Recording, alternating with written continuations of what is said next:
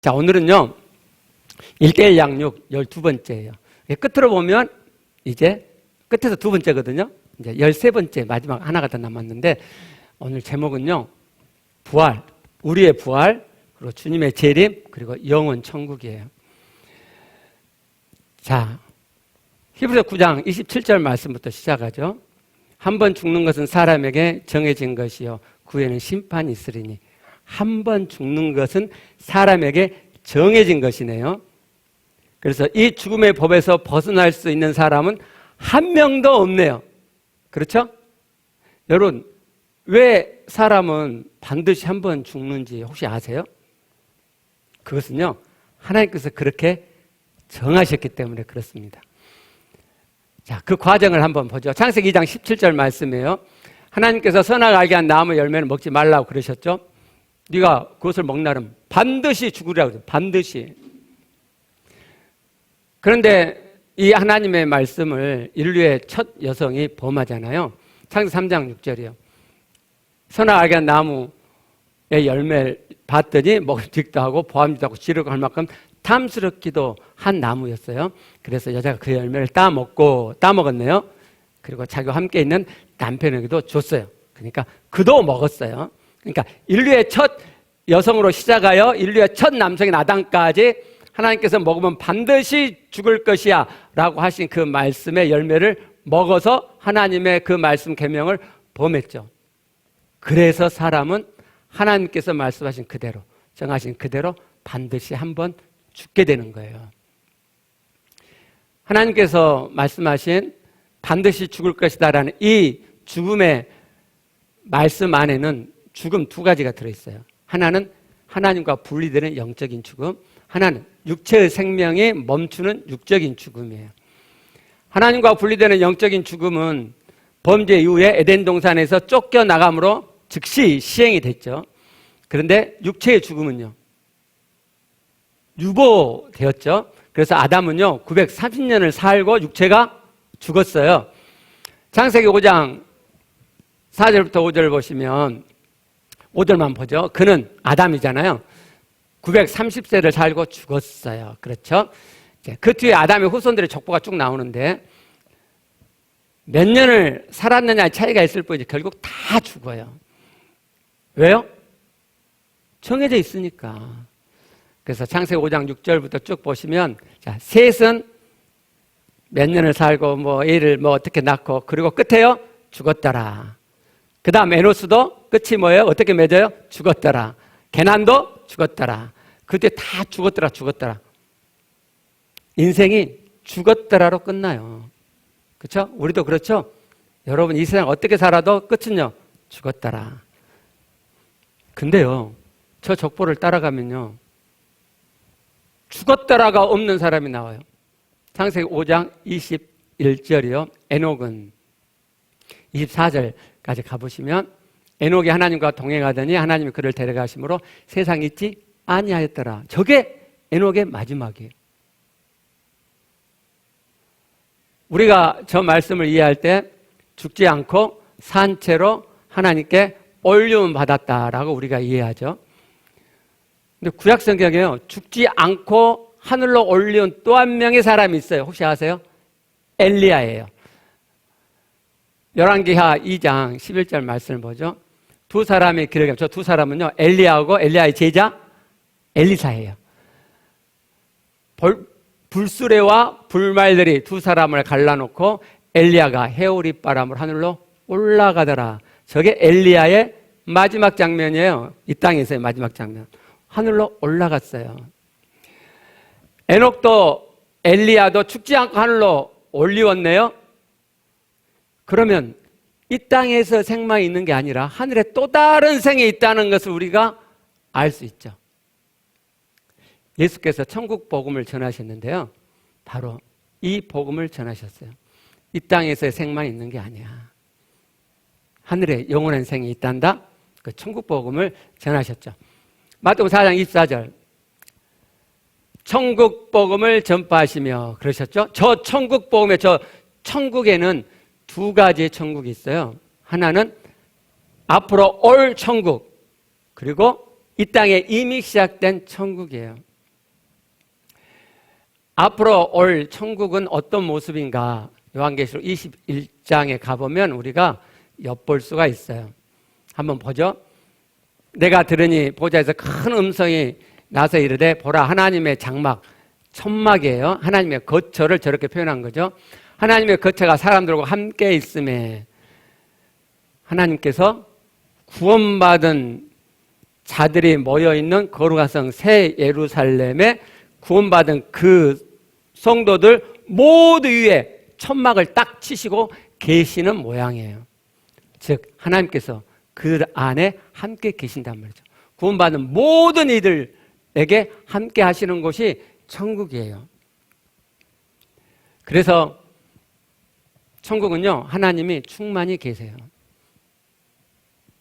천국에 하나님이 충만히 계시다는 표현보다는 구원받은 이들 안에 하나님이 충만히 계시는 곳이 천국이에요. 또 앞으로 올 천국은요, 하나님이 구원받은 이들 안에 충만히 계시기 때문에 사망이나 애통이나 고기나 아픈 것이 다시는 없는 것이에요. 21장 4절 말씀을 보죠. 모든 눈물을 그 눈에서 닦아주시니 다시는 사망이 없고 다시는 사망이 없어요. 애통하는 것이나 곡하는 것이나 아픈 것이 다시 있지 아니하리니 그런 것들이 다 지나갔습니다. 이 땅에서 여러분이 겪었던 그 모든 것들이 천국에는 없어요. 왜요? 하나님이 충만히 함께 거하시기 때문에. 또 앞으로 올 천국에 있는 사람들은요, 하나님을 닮아 있어요. 계시록 21장 9절부터 이렇게 보시면요, 거룩한 새 예루살렘이 또 내려오는 것이 보이거든요. 거룩한 성 새 예루살렘은 어린 양의 신부예요. 9절 끝에 가면 그러잖아요. 내가 신부 곧 어린 양의 아내를 내게 보이라. 그리고 10절에 가봤더니 거룩한 성 새 예루살렘이 하늘에서부터 내려와요. 그리고 11절을 보시면 하나님의 영광이 있어. 어디요? 거룩한 성 새 예루살렘에. 그러니까 거룩한 성 새 예루살렘 이렇게 보이는데 그게 구원받은 사람들이라니까요. 구원받은 성도들이 이렇게 모여 있는데 그들의 모습이 성으로 보이는 거예요. 지금 거룩한 성으로. 네. 하나님의 영광이 있어. 왜 하나님의 영광이 있겠어요? 하나님이 그들 안에 충만히 거하시니까 하나님의 영광이, 그들이 이렇게 모여 있는데 하나님의 영광이 거기에 있는 거죠.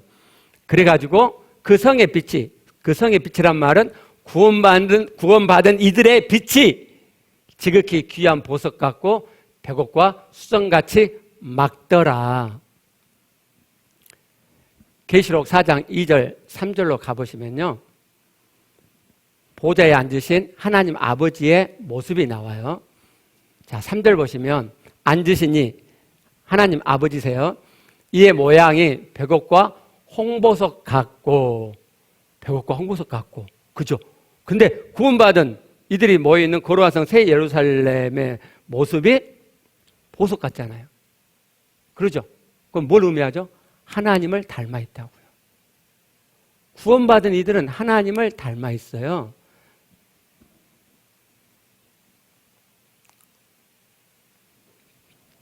다가올 천국에 있는 이들은 하나님을 닮아 있어요. 자, 그리고 예수께서 전하신 그 복음은 이미 이 땅에 시작된 천국을 또 전하셨죠. 마태복음 4장 17절이요. 이때부터 예수께서 비로소 전파에 이르시되 회개하라. 천국이 가까이 왔느니라. 가까이 왔느니라가 완료예요. 이미 가까이 와 있어요.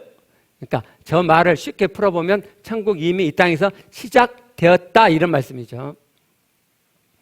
그렇기 때문에 이 땅에 하나님 함께함이 이미 시작되었고 우리가 하나님을 모시고 하나님과 함께함으로 이 세상에서 경험할 수 없는 눈물이 점점 닦아지고 이 세상에 고통을 당할 수밖에 없지만, 고난을 당할 수밖에 없지만 그 고통과 고난이 눈물로 나오지 않고 하나님과 함께하는 기쁨과 천국으로 화해가죠. 이 땅에 천국이 시작됐어요. 그리고 하나님 내 안에 계시기 때문에 하나님의 영광이 내 안에 있고, 하나님이 내 안에 계시기 때문에 하나님의 영광이 저와 여러분 안에 있어요. 여러분이 여러분 안에 계신 하나님을 만나 뵙고 그분이 영광 가운데 계신 것을 여러분이 믿으시면 여러분 안에 하나님 그 영광을 보게 돼요. 누구나 다. 그래서 얼굴이 환하게 빛나요. 아니, 내 안에서만 하나의 영광의 빛이 이렇게 갇혀 있는 게 아니고요. 내가 하나님의 영광 가운데 부활하신 예수 그리스도를 그분의 영광으로 만나 뵈면 그 영광이 내 안에 환하게 비쳐서 얼굴이 환해져요. 얼굴이. 그러니까 거울 보시고 얼굴이 좀 이렇게 어두우시면 내가 내 안에 계신 주님 하나님을 영광으로 만나고 있지 않구나. 그걸 좀 아시면 좋겠어요. 그래서 이 땅에서부터 천국이 실제되어 살고요. 1:1 양육이잖아요. 1:1 양육 과정은 이 땅에 시작된 천국이 실제되어 가도록 그리고 하나님 닮아감이 이루어져 가도록 계속 돕죠. 예. 자, 히브리서 9장 27절 말씀을 다시 보죠. 한 번 죽는 것은 사람에게 정해진 것이요. 그 후에는 심판이 있으리니 말씀하시네요. 심판이 있네요. 사람은 한 번 죽어요. 근데 그걸로 끝난 게 아니고 그 다음에 심판이 있대요. 심판이. 심판은 어떻게 진행되죠? 로마서 6장 23절 말씀. 죄 싹은 사망이요. 죄의 싹이 그대로 있는 자는 심판을 받아요. 근데 그 다음 말씀. 하나님의 은사는 선물이란 말이에요. 하나님의 선물은 그리스도 예수 우리 주 안에 있는 영생이니라. 그리스도 예수를 나의 주님으로 모셔서 하나님 살아계심이 그 안에 있는 자. 그래서 하나님의 영원한 생명을 소유한 그 자는 이게 하나님의 선물이고 그러면 이런 자는 한 번 죽은 다음에 심판을 받게 된다고 그랬는데 어떡할까요? 그 심판을 받게 될까요? 안 받게 될까요? 안 받게 돼요. 한번 보죠. 그리스도 예수를 내 안에 모심으로 생명을 소유한 자는, 영생을 소유한 자는 심판을 면하고 다가올 천국에 들어가게 되는데 그걸 이따가 말씀을 통해서 한번 확인해 볼게요. 자, 일단 영생을 한번 보죠. 영생은 영원한 생명이라는 뜻이죠. 여기 생명이라고 하는 단어는 요한복음 3장 6절 7절에서 말씀하는 한 번 더 태어난 거듭난 생명이죠. 한번 요한복음 3장 6절 7절 보죠. 자, 육으로 낳은 것은 육이요, 영으로 낳은 것은 영이니. 자, 사람이 이렇게 육체로 한번 태어났어요. 그럼 우리는 육의 생명을 갖잖아요. 근데 사람에게는 하나님 원래 계획할 때 육의 생명 하나만 주시려고 한 게 아니란 말이죠. 두 개의 생명을 주시려고 했어요. 그럼 남은 하나의 생명이 뭐예요? 영으로 나는 거예요. 영으로 나는 영의 생명. 이것을 거듭났다, 다시 한번 태어났다라고 이야기를 하죠.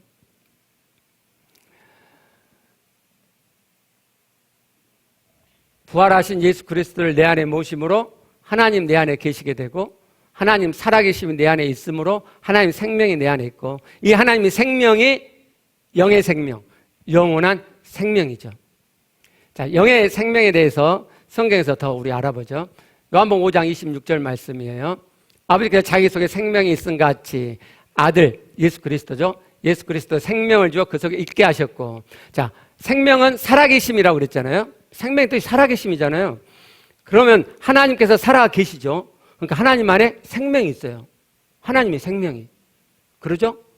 근데 독생자 아들이 태어나셨어요. 저한테 어떻게 태어났냐고 묻지 마세요. 몰라요. 태어나셨어요. 출생하셨어요. 그러면 하나님 아버지의 생명이 독생하신 그 아들에게도 그대로 있는 거죠. 강아지가 태어났는데 그 아비인 개의 생명을 갖고 있는 거잖아요. 강아지가 태어나서 살아있어요. 개의 생명으로 살아있잖아요. 독생하신 예수 그리스도께서 성자 하나님께서 성부 하나님으로부터 출생하셨기 때문에 성부 하나님의 생명을 독생하신 예수 그리스도 갖고 계신다 이 말이에요. 그걸 저렇게 표현한 거예요. 그러면요, 예수 그리스도 안에 하나님의 생명이 있네요. 그죠? 그러면 하나님의 생명을 갖고 계시는 예수 그리스도를 내가 내 안에 모시면 예수 그리스도 안에 있는 생명도 내 안에 있게 되네요. 그게 요한일서 5장 12절 말씀이에요.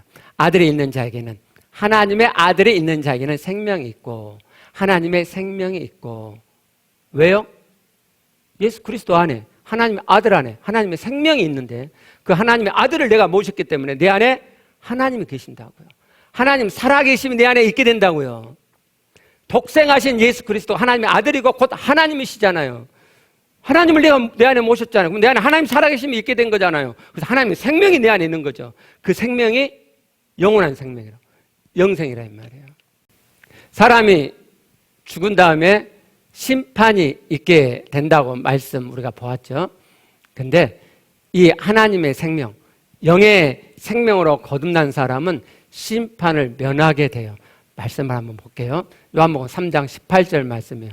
그를 믿는 자는 심판을 받지 아니하는 것이요 믿지 아니하는 자는 하나님의 독생자 이름을 믿지 아니함으로 벌써 심판을 받은 것이니라. 그를 믿는 자, 예수 그리스도 독생자를 믿는 자는 심판을 받지 않아요. 요한복음 5장 24절 말씀 보죠.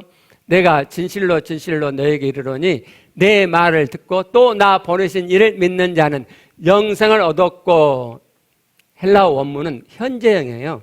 영생을 가지고 있고 심판에 이르지 아니하나니, 현재형이요. 계속해서 심판에 이르지 아니하나니 사망의 생명으로 옮겼느니라, 완료형이에요. 이미 사망의 생명으로 옮겨져 있느니라. 그래서 예수 그리스도를 믿는 자는 심판을 받지 않아요. 사람이 한 번 죽는데, 정해져 있기 때문에 죽는데 심판을 받지 않아요. 죽은 다음에 있게 될 심판을 받지 아니한다고 성경 분명히 말씀하죠. 그러면요, 영생을 소유한 자도 한 번 죽어요, 안 죽어요? 죽잖아요. 영생은 영원한 생명인데, 아니 죽어버리면 어떻게 되죠? 그래서 부활이 있습니다. 여러분, 죽음이 끝이 아니고 부활이 있어요, 부활이. 요한복음 6장 40절 말씀이에요. 내 아버지의 뜻은 아들을 보고 믿는 자마다 영생을 얻는 이것이니 마지막 날에 내가, 하나님의 아들이 이를, 아들을 보고 믿는 그를 다시 살리리라, 부활시킨단 말이죠. 그렇죠? 고린도전서 6장 14절 말씀이에요. 하나님이 주를 다시 살리셨고 하나님 아버지께서 주를, 예수 그리스도를 죽음에 다시 살리셨죠. 부활시키셨죠. 또한 그의 권능으로, 예수 그리스도를 부활시킨 하나님의 그 권능으로 우리를 다시 살리시리라. 예수 그리스도를 믿고 그분을 모셔서 하나님의 영생을 소유하고 있는 그 자를 다시 죽지만, 정해져 있는 원리 법대로 죽지만 하나님께서 다시 살리신다고 말씀하죠. 여러분 다시 살아나실 거예요. 고린도전서 15장 20절 말씀을 보면, 그러나 이제 그리스도께서 죽은 자 가운데서 다시 살아나사 잠자는 자들의 천년매가 되셨도다. 부활은 예수 그리스도가 맨 처음 하셨죠. 예수 그리스도를 맨 처음 부활시키신 그 하나님 아버지께서 예수 그리스도를 믿는 자를 그 권능으로 다시 살리세요. 언제 하나님이 믿는 자를 부활시키실까요? 그리고 어떻게 부활시키실까요? 그 말씀 한번 볼게요. 위에서 본 것처럼 마지막 날에 하나님께서, 예수 그리스도께서 우리를 부활시키세요. 근데 고린도전서 15장 51절 52절을 보시면 마지막 나팔이 불러질 때라고 구체적으로 말씀하세요. 보라, 내가 너에게 비밀을 말하노니. 비밀이래요. 사람들은 모르는 비밀이 돼요. 우리가 다 잠잘 것이 아니요 마지막 나팔에 순식간에 호련히 다 변화되리니, 나팔 소리가 나면 죽은 자들이 썩지 아니할 것으로 다시 살아나고 우리도 변화되리라. 저기 잠잔다는 저 표현은 죽은 것을 의미하죠. 영원한 생명을 소유한 자는 마지막 나팔이 불려질 때 순식간에 호련히 변화되는데, 어떻게 변화돼요? 썩지 아니할 것으로. 죽어서 썩은 몸이 되잖아요. 썩잖아요. 근데요, 마지막 나팔, 부활에 어떻게 돼요? 썩지 아니할 몸으로. 그래야 영원히 살죠. 썩을 몸으로 다시 살아나면 영혼이 어떻게 살아요? 그렇죠? 이 육체는 부패가잖아요. 썩지 아니할 몸으로 다시 살아나요. 끝에 보면 우리도 변화되리라. 저 말씀은 사도 바울이 저 말씀을 기록할 때 사도 바울이 살아있잖아요. 이런 말이에요. 이 다음에 부활이 있을 때 살아있는 사람도 있단 말이에요. 지금 바울처럼. 그러면 나는 안 죽었는데 그럼 어떡하지? 안 죽은 사람도 썩지 아니할 몸으로 그 순간에 호련히 변화돼요. 그래야 영혼으로 들어가죠. 고린도 15장 44절 말씀을 봐봐요. 그러니까 죽은 자들이 먼저 부활되어 호련히 변화되고 썩지 않을 몸으로 변화되고 그때 살아있는 이들도 호련히 썩지 않을 몸으로 그 다음에 변화되죠. 자, 고린도 15장 44절 말씀을 보면 육의 몸으로 신고 신령한 몸으로 다시 산. 방금 그 썩지 아니할 죽은 자가 썩지 아니할 몸으로 변화된다는 말씀을 44절에 이렇게 말씀한 거예요. 우리 육의 몸으로 신고. 저게 무슨 뜻이에요? 죽는다고요. 이 육의 몸이 죽어요. 썩어져요. 그걸 심는다고 표현한 거고요. 그 다음에 다시 살아날 때는 신령한 몸으로 살아난다. 썩지 아니할 몸을 신령한 몸이라고 표현한 거예요. 육의 몸이 있은즉, 이 육의 몸이 있은즉, 썩을 수밖에 없는 육의 몸이 있은즉, 또한 영의 몸도 있느니라. 신령한 몸, 썩지 아니할 몸도 있다 이 말이에요. 마지막 나팔 불려질 때 이제 요한계시록을 공부하시면 저 마지막 나팔에서 좀 더 구체적으로 아시게 되는데, 마지막 나팔이 불리면 죽은 자들이 다시 살아나는 역사가 있게 돼요. 신령한 몸을 입고 썩지 않는 몸, 영의 몸을 입고 변화되는 역사가 일어나게 돼요. 부활에서 말씀드렸는데요. 부활에 두 종류가 있다는 거 아세요?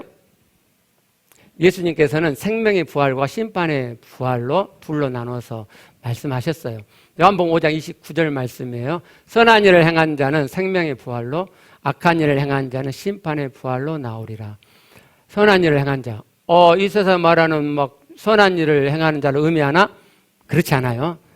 왜 예수께서 저 표현을 하셨는지 이따가 연결해서 말씀드릴게요. 생명의 부활, 심판의 부활, 두 가지 부활을 말씀하셨죠. 사도 바울은 이것을 의인의 부활과 악인의 부활로 표현했어요. 사도행전 24장 15절 말씀이요. 그들이 기다리는 바 하나님께 향한 소망을 나도 가졌으니 곧 의인과 악인의 부활이 있으리라 함이니이다. 의인의 부활, 악인의 부활, 두 개의 부활이 있어요. 그러면 이제 여러분들이 이 말씀을 딱 보면 의인의 부활? 예수 그리스도의 피로 제사함 받고 예수 그리스도를 믿음으로 의롭게 된 그 의인이 부활한다는 말인가? 그렇게 생각하실 수가 있어요. 맞아요. 그게 1차적인 의미예요. 그런데 저기에는 더 중요한 2차적인 의미가 있어요. 먼저 1차적인 의미를 확인해 보죠. 로마서 3장 22절 24절. 곧 예수 그리스도를 믿음으로 말미암아 모든 믿는 자에게 미치는 하나님의 은이, 그렇죠? 예수 그리스도를 믿어요. 그러면 그 믿는 자에게 하나님의 의가 주어지죠. 그렇죠? 차별이 없죠. 24절. 그리스도 예수 안에 있는 속량, 값을 지불하고 사서 해방시켜주는 그 속량. 그리스도 예수가 십자가에서 치르신 그 속량으로 말미암아 하나님 의뢰로 값없이 의롭다 하심을 얻은 자 되었느니라. 그렇죠? 우리의 이식 칭의는 은혜로 값없이 된 것이죠. 자, 요한계시록에 가보면은 의인의 부활과 악인의 부활, 생명의 부활과 심판의 부활이 여러분 동시적으로 일어난 걸로 생각하시죠. 근데요, 그 부활의 장면을 좀 더 자세히 표현한 계시록에 가보면 동시적으로 일어난 게 아니고 순차적으로 일어나게 돼요. 계시록 20장 6절 말씀을 보면 이 첫째 부활에 참여하는 자들은 복이 있고 거룩하도다. 둘째 사망에 그들 다스리는 권세가 없고 영생을 소유한 자가 먼저 부활하게 돼요. 그래서 첫째 부활이라고 이야기하죠. 그 자에게는 영생을 소유했기 때문에 영원한 형벌을 받지 않잖아요. 그 영원한 형벌이 둘째 사망이에요. 첫째 사망은요, 육신이 죽는 게 첫째 사망이고, 둘째 사망이 있어요. 영원한 형벌 속에 들어가는. 근데 영생을 소유한 자는 먼저 첫 번째로 부활하고 둘째 사망이 없다고요. 왜? 영생을 소유했으니까. 그러니까 영생 소유한 게 얼마나 중요해요. 그렇죠? 여기 둘째 사망에 대해서 보죠. 계시록 20장 14절부터 15절 말씀을 보면요, 사망과 음부도 불못에 던져지니 이것은 둘째 사망, 곧 불못이라. 그렇죠? 영원한 형벌, 불못에 들어간 것이 둘째 사망이에요. 누구든지 생명책에 기록되지 못한 자, 생명을 소유하지 않는 자는 불못에 던져지더라. 이 불못에 던져지는 심판을 받기 위한 악인의 부활이 있어요. 악인을 왜 부활시켜요? 저 영원한 불못, 형벌에 넣기 위해서, 심판하기 위해서 악인들을 부활시키는 거예요. 그리고 그 악인의 부활은 첫째 부활, 의인, 생명을 소유한 자의 부활 그 다음에 있어요. 그래서 계시록 20장 13절을 가보면 바다가 그 가운데서 죽은 자들을 내주고, 또 사망 음부도 그 가운데 죽은 자들을 내주며, 저 죽은 자들은 어떤 자들이요? 이미 영생을 소유한 자는 부활했잖아요. 첫째 부활로. 그렇죠? 없어요. 지금 그 자는 부활했어요. 남은 죽은 자는 누구예요? 악인, 영생을 소유하지 않는 자만 있는데 그들을 지금 부활시키는 거예요. 그래가지고 어떻게 해요? 자기 행위대로 심판을 받고 그들은 심판을 받아요. 그래서 아까 본 영원한 불못에 던져지게 되죠. 그런데 이런 의인의 부활, 악인의 부활은 예수께서 재림하신 다음에 있어지는 일이죠. 예수께서는 다시 오신다고 약속되어져 있죠. 사도행전 1장 10절부터 11절을 봐봐요.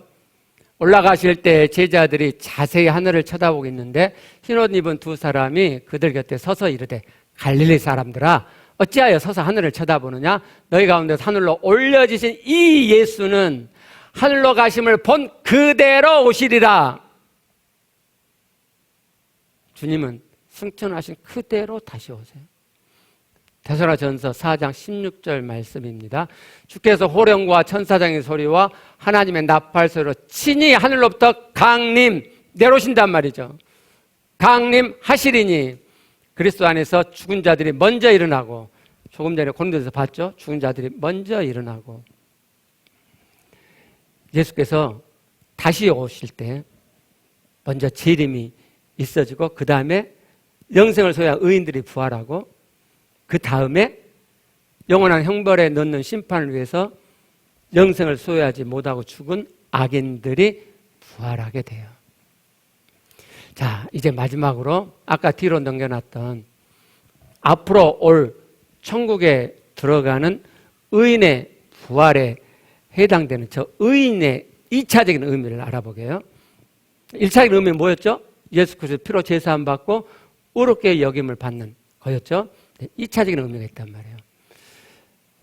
그리고 조금 전에 제가 그렇게 말씀드렸죠. 예수님은 생명의 부활과 심판의 부활을 말씀하시면서 어떤 자가 생명의 부활을 갖는다고 그랬죠? 선한 일을 행한 자. 예수께서 선한 일을 행하면은 생명의 부활로 나온다고 그렇게 말씀을 하셨을까? 그 의미를 이제부터 알아보게요. 자, 예수께서 하신 말씀을 먼저 보죠. 마태복음 5장 20절 말씀이에요. 너에게 이르노니 너희 의가 서기관과 바리새인보다 더 낫지 못하면 결코 천국에 들어가지 못하리라. 자, 예수님이 하신 말씀이죠. 자, 예수님이 하신 말씀이에요. 너희 의가 서기관과 바리새인보다 더 낫지 못하면, 서기관과 바리새인이 어떻게 신앙생활을 잘 아시죠? 예. 우리는 따라갈 수 없을 정도로 그 사람들은 신앙생활을 철저하게 했죠. 근데 너희 의가 그 사람보다 더 낫지 못하면 결코 천국에 들어가지 못하리라. 의인의 1차적인 의미만을 갖고 있는 사람은 여기 의도 그렇게 생각하고 싶어 해요. 그러니까 예수 그리스도 피로 제사함 받아서 의롭게 된 거 아까 살펴봤어요. 분명히 성경은 그걸 말씀하죠. 근데 문맥적으로 보면 여기서 말씀하는 의는 그 의가 아니에요. 자, 마태복음 7장 21절 말씀을 보죠. 나더러 주여 주여 하는 자마다 다 천국에 들어갈 것이 아니요. 주여 주여 하는 자마다. 성경을 그대로 보세요. 이 말씀에서 건성으로 주여 주여 하는 자라고 돼 있나요? 아니죠. 진심으로 주님으로 여기고 주여 주여 하는 자는 여기 뺀다. 아니죠. 그렇죠? 다 포함해서 주여 주여 하는 자마다 다 천국에 들어가는 것이 아니라고요. 내가 진심으로 여러분이 예수 그리스도를 주라고 신앙 고백해도 천국에 들어가지 못할 수가 있다니까요. 어떤 자가 들어가죠? 다만 하늘에 계신 내 아버지의 뜻대로 행하는 자라야 들어가리라. 하늘에 계신 내 아버지의 뜻대로 행하는 자라야 천국에 들어가요. 조금 전에 보셨던 로마서 5장 20절 말씀도 지금 이 마태복음 5장 20절 말씀도 지금 보고 있는 마태복음 7장 21절 말씀도 모두가 다 마태복음 5장과 8장 산상수훈에 들어있는 말씀이죠. 그렇기 때문에 마태복음 5장 20절 말씀의 그 의도 여기에 표현된 내 아버지의 뜻도 모두 다 산상수훈의 말씀을 의미하는 거예요. 즉 산상수훈의 말씀이 이루어져 있는 자가 천국에 들어간다. 만약 너희 안에 내가 너에게 가르치고 있는 산상수훈이 너희 안에 이루어지지 않으면 너희는 결단코 천국에 들어가지 못해. 너희가 아무리 주여 주여 해도 산상수훈은 마음이 천국 되는 걸 이야기하죠. 산상수훈은 이 마음이 하나님처럼 되는 걸 이야기해요. 하늘에 계신 너희 아버지의 온전하신 것 같이 너희도 온전하라. 어디 있는 말씀이요? 마태복음 5장 48절 산상수훈 안에 있는 말씀이에요. 하나님처럼 똑같이 되어야 천국에 들어간다고 예수님은 분명히 말씀하세요. 왜 예수께서 이렇게 높은 기준으로 말씀을 하시느냐? 그건요, 마지막 날에 의인 중에서 악인을 갈라내는 일이 있기 때문에 예수님께서 우리 보고 잘 준비해라. 그래서 말씀하시는 거예요. 마태복음 13장 47절부터 한번 봐봐요. 자, 예수님이 하신 비유예요. 또 천국은 천국 비유죠. 마치 바다에 치고 각종 물고기를 모는 그물과 같더니 천국이 그물과 같다고 비유하세요. 그물에 가득한 물고기가 가득했어요. 그러면은 그걸 다 끌고 어부가 가는 게 아니고 물가로 그 그물을 끌어내고 앉아서 좋은 물고기는 그릇에 담고 못된 물고기는 버린다. 49절 세상 끝에도 이러하리라. 세상 끝에도 마지막 날에도 천국 갈 자와 영원한 행별에 들어갈 자가 갈라지는 마지막 날에도 이러하리라. 천사들이 와서 의인 중에서 악인을 갈라내어 풀못불, 계시록 아까 보셨죠? 불못이죠? 불못에 던져 넣으리니 거기서 울며 이를 갈리라. 의인 중에서 악인이 갈라져요. 그럼 성경을 그대로 보세요. 의인 중 악인, 여기다 또 의인의 1차적인 의미, 나는 예수 그리스도의 피로 제사함 받았고 그래서 나는 의인이야. 나는 절대로 저기서 악인으로 갈라지지 않아. 조금 전에 예수님이 하신 말씀 보셨잖아요. 너희 의가 서인과 바리새인보다 더 낫지 못하면 결단코 천국에 들어가지 못해요. 못한다니까요. 못해요. 하나님 말씀 좀 그대로 가져가세요. 나중에 땅을 치고 후회하지 않으시려면 여러분이 후회해도 돌이킬 수 없는 때가 온단 말이에요. 마지막 때. 그러면 여기서 잘 준비해야죠. 왜 하나님 말씀을 약화시켜요? 왜 하나님 말씀을 자꾸 약화시켜요? 정말 지혜가 없는 거예요. 정말. 저도 옛날에 그랬어요. 그렇게 배웠고. 그래서 하나님께서는요, 야고보 사도를 통해서 우리에게 진짜 믿음 일구라고 말씀을 하세요. 자, 야고보서 2장 18절 19절 말씀을 봐요. 어떤 사람은 말하기를 너는 믿음이 있고 나는 행함이 있으니 행함이 없는 내 믿음을 내게 보이라. 나는 행함으로 내 믿음을 내게 보이리라. 내가 하나님은 한 분이신 줄을 믿느냐? 잘 하는도다. 누가 하는 말이에요? 믿음만을 외치는 사람. 믿음만을 외치는 사람. 그 사람이 나는 하나님 한 분인 거 믿어요. 난 하나님 사랑의 것을 믿어요. 야고사도가 뭐라고요? 잘한다. 근데 말이야, 귀신들도 그건 믿어. 그리고 귀신들 떤다. 여러분, 하나님 한 분이고 살아계신 거 믿으시죠? 근데 여러분 떨지는 않잖아요? 그죠? 그러니까 귀신이 더 잘 믿는 거죠? 귀신이 더 진짜 믿음이죠? 귀신은요, 하나님 한 분이고 살아계신 거 진짜 믿어요. 그래서 떤다니까요?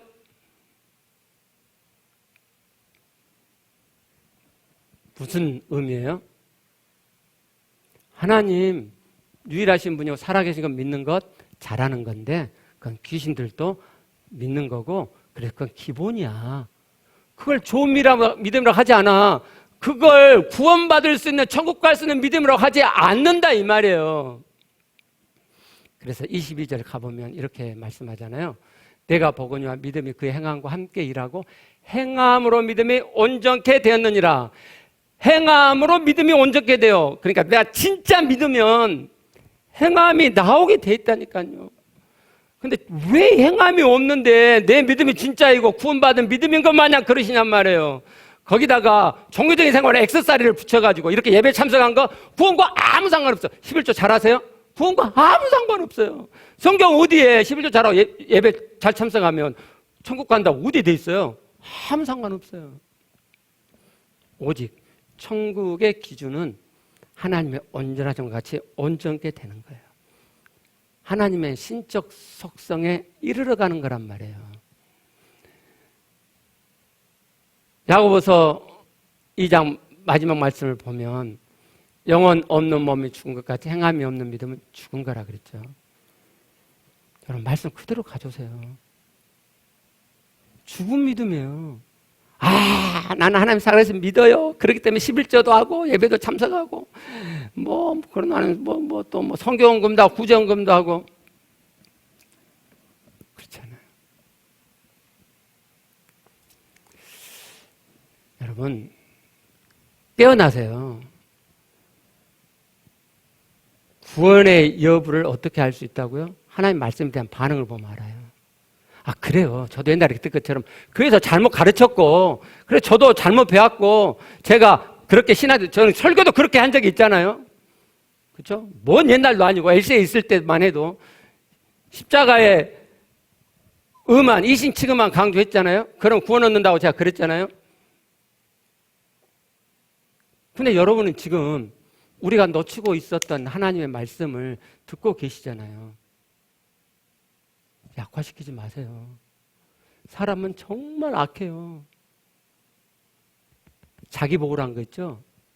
이 멍청한 인간이, 사악한 인간이 자기 구원에 있어서도 자기 보호를 친다니까요. 하나님 말씀이 선포되고 분명히 그럼에도 불구하고 자기 보호를 쳐요. 자기 구원을 안정으로 만들어요. 아니야. 예수 그리스도의 제3의 피를 믿으면 어렵게 된다 그랬어. 나 의인이야? 의인으로 부활할 거야. 그럼 예수님 말씀 여러분이 짓밟고 있다는 거 아세요? 두 개 다 가져오시라니까요. 그게 진짜 믿음이죠. 어떻게 하나님의 자녀들이 아들 된 적 아는 자가 독생자께서 이 땅에 오셔서 풀어주신 하나님의 말씀을 짓밟을 수 있냐고요. 있을 수 없는 일이에요. 정말 있을 수 없는 일. 그런데 그렇게 하면서도 자기가 구원받았대요. 구원의 확신이 있대요. 놀고 있네. 제가 이 부분 이야기하다가 일부 때 막 터져나왔어. 가져가세요. 말씀 그대로. 자, 이 세상의 삶은 중간지대죠. 영혼세계가 있잖아요. 이 땅에서 우리 한 일생은 영원 천국을 준비하는 중간지대의 시간이에요. 이 세상의 삶이 끝이 아니라니까요. 이 육체의 일생이 끝이 아니에요. 한 번 죽는 사람에게 정해져 있고 그 위에는 심판이 있어요. 누가 그 심판을 면해요? 영생을 소유한 자. 근데 영생을 정말 믿는 자, 영원한 생명이 내가 있다고 진짜 믿는 자는 내게 영생을 주신 그 하나님 아버지를 만나서 그분을 닮아가는 거예요. 하나님이 하늘에 계신 너희 아버지 온전하게 너도 온전해라. 그러면 어떻게 그게 돼요? 안 되는데요? 그거 아무 상관없어요. 진짜 믿는 자는 하나님 말씀하시면 꼬박 가져오는 거예요. 아, 그래요? 안 될 것 같은데 그래도 하나님 하라면 하죠. 그게 하나님의 자녀예요. 그게 진짜 믿음 있는 자예요. 부활하신 예수 그리스도를 내 마음에 모심으로 하나님 내 안에 계심이 시작됐고 여러분 안에 영생을 소유하셨습니까? 진짜입니까? 진짜 마음으로 그걸 믿습니까? 그러면요, 하나님이 하신 말씀을 그대로 가져와서 그게 되든지 안 되든지 그 말씀을 이루고자 꼼지락꼼지락 해 가세요. 그럼요, 하나님이 해주세요. 사람이 어떻게 하나님을 닮아가요? 그래서 하나님 내 안에 오셨잖아요. 내가 하나님을 만나면 하나님의 그 신적 속성이 내 안에 풀어진다니까요. 해보세요. 진짜라니까. 하나님을 내가 만나면 하나님 내 안에 하나님을 풀어진다고 이 표현에서 좀 그렇지만 진짜 하나님의 속성이 내 안에 흘러요. 점점. 그리고 하나님이 인도하세요. 더 되어지게끔. 내 힘으로 되는 게 아니에요. 왜 안 돼요? 약화시켜갖고 아예 안 가져오니까. 아예 안 가요. 뭔 사람이 하나님을 닮아? 뭔 신적 속성이야? 오히려 여러분, 마지막 날에는 구원의 역전 현상이 있어요. 구원 확실하게 이룰 것 같은 사람이 천국 가면 없을 거예요. 정말이요. 왜 그렇죠? 하나님 온전하심을 가져와서 그 온전을 이루어 가고자 한다면 절대로 구원을 100% 확신할 수 없어요. 내가 하나님의 온전을 가져와 하나님의 온전을 이루어 가요. 그래서 하나님의 온전이 다 이루어져요? 아니죠. 되어진 면도 있지만 안 되는 면도 있죠. 아직 제가 언제 죽을지 모르지만 그때 죽을 때쯤 지금보다 훨씬 더 하나님을 닮아가 있겠죠. 내 마음속에 내 마음이 아닌 새로운 하나님의 마음들이 지금보다 훨씬 많이 있겠죠. 그죠? 그런다 해서 100% 다 이룰까요? 그러면 조마조마하겠잖아요. 왜요? 성경은 90%만 돼도 천국이야 이런 거 없잖아요. 그 기준을 정확히 몰라. 하나님이 나를 감해 주신다고 말씀하셨는데 그 날이 어떻게 감해졌는지 몰라. 그러니까 조마조마하죠. 절대로 나는 구원받는 것이 분명해. 그럴 수가 없어요. 그래서 그 자는 하나님의 온전의 기준을 가져와서 하나님 닮음을 이루어 간 자가 아니고, 그래서 그 사람은 천국에 없어요. 지옥에 간다니까요. 그럼 우리는 가져오면 되잖아요. 그러죠? 그리고 조마조마하지만 안 될 것 같지만 하나님의 말씀을 가져와서 내가 계속해서 내 안에 계신 하나님을 만나고, 죄가 하나님의 온전을 이루지 못해서 죄가 나오면은 막 탓하고 판단하고 막 못마땅히 여기고 막 지옥을 풀어내고, 그래서 죄책감이 내 안에 일어나면 예수 그리스도의 십자가에 흘리신 그 제사함의 피를 내가 다시 상기하고 그 피의 제사함을 내 마음의 믿음으로 세우면 눈 녹듯이 죄책감이 없어지잖아요. 그래서 그 자유 속에서 다시 내 안에 계신 하나님 만나고, 그리고 말씀을 묵상하면서 그 말씀 안에서 하나님 만나고, 그러면 하나님이 내 안에 점점 가득해져 가고, 그래서 다시 그 온전을 향해서 내가 꼼지락해 가고, 그러면 또 그 온전에 믿지 못한 죄가 드러나고, 또 그리스도의 피를 힘입고, 또 내 안에 계신 하나님 만나고, 말씀에서 하나님 만나고, 또 그 온전을 기준으로 삼아 추구해 가고 이렇게 하나님이 만들어 놓으신 이 복음의 사이클을 해 가시다 보면 점점 예수께서 말씀하신 너희 의가 서형과 발셈보다 더 나아지는 역사가 내 마음이 하나님으로 되어져 가는 역사가 있어져요. 하나님은 되게 놓으셨단 말이에요. 정말로 되게 놓으셨어요. 이 되어지는 역사가 우리 교회 안에 여기저기서 터져 나오기를 제가 정말 간절히 바라요. 우리 천국 가서 너 왔다. 너 왔네. 너 좀 더 이태해 보였는데 그래 네가 중심 지켰구나. 꼼짝하게 했구나. 너도 왔네. 야 누구 올 줄 알았는데 안 왔다. 그런 사람이 한 명도 없게. 한 명도 없게. 그렇게 되었으면 좋겠습니다. 우리 기도하시겠습니다.